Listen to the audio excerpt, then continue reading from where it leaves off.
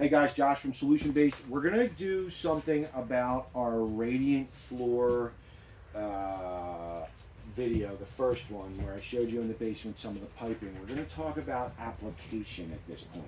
There are several ways that you can apply radiant floor to a space, and I'm gonna go over each one of them. And they go like this. There is staple up radiant that is basically stapled up in between a joist space to the floor below. So if the floor that was above me, okay, you would have structural members, joists that run this way or whatever way they run, and you would apply the pipe to the underside of the subfloor with a staple gun, and you would run your piping in and out of all those joists, and it would be in direct contact with the subfloor underneath of it. And there's a few different applications. There is basically a plate that goes like this and then has a V in it and goes like this, and your tubing goes right in there, and this is the subfloor, and that spreads the heating out more evenly in this way. And if this was the joist bay and this was the subfloor, your pipe would be up here, and then you would have this little V-notch guy that comes down and goes like this, and then you have another one over here. Typically there's two pipes in each joist bay, and then that would heat this surface.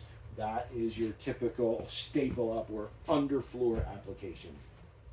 Okay, then there is a in slab application. So this is your floor, and now this could be a slab or it could be your wet bed for your tile floor. So let's say this was a basement floor. You might have 4 to 6 inches of concrete right here. Okay, and then hopefully you would have some insulation that runs around this. Okay, like this, and then you would have your radiant tubing in here like this, and it would be looped back and forth. If you were looking down, this is a side view. If you're looking down, it would be looped back and forth, something like this. Okay, and that is a slab application.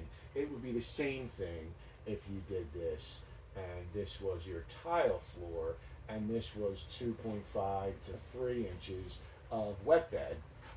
Then you would still want to be insulated underneath of it. And then you would have your tubing in here close to your tile. Okay, that's really common because we have tile going in already. We can lay the pipe down, then we can put wet bed over top of it, and then have this beautiful heated kitchen or bathroom floor. That's super common. That's another way to do it. Okay, so we have a track system. There's a few different out on the market. This is going to be looking down, okay? And basically, you have a panel that has mechanical fastening points, mechanical fasteners, screws, right? And then in that panel, okay, there's a track that runs up like this, okay? And you basically, and the panels then have different, like this would be a straight panel, okay? Like this, right? However many you have. And then this would be a straight panel. And then there would be a panel that adjoins it that actually can be a turned panel and can actually have turns in it, okay? And the manufacturer makes all these panels, okay?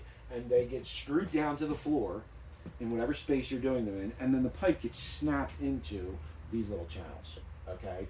And then whatever your flooring is able to be fastened by only fastening in these areas in between the pipes. That has become very popular, and it's very popular because it gives you the radiant tubing right at floor level without having to go through any other construction materials, and it is a great way to do it. But boy, it is nosebleed expensive to add all that, and you have to, unless you're designing a new home, you have to allow for all of the height difference that ends up with.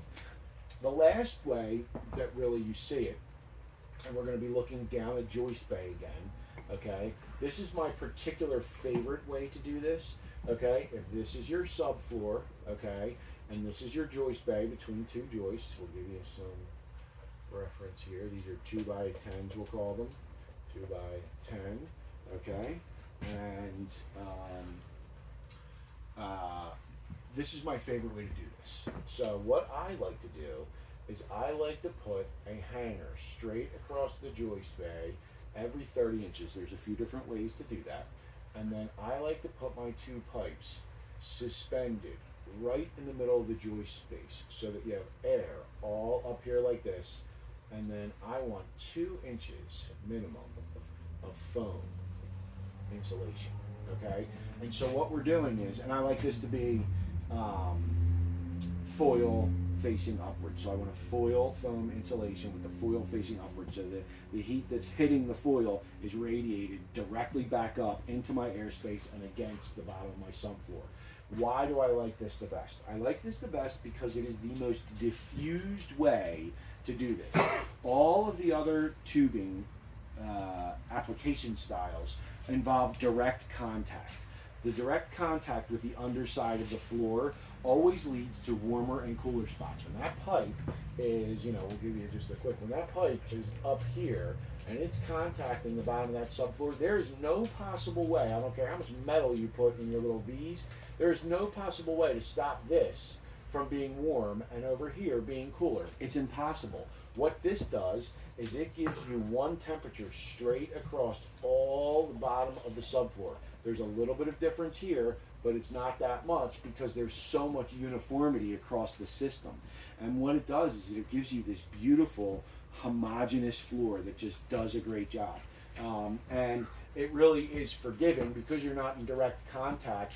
Your water temperature isn't in direct contact with the subfloor. It's much gentler for things like hardwood floors, the areas that we say can be quite difficult and dangerous for a radiant floor system. This really sings when it comes to that.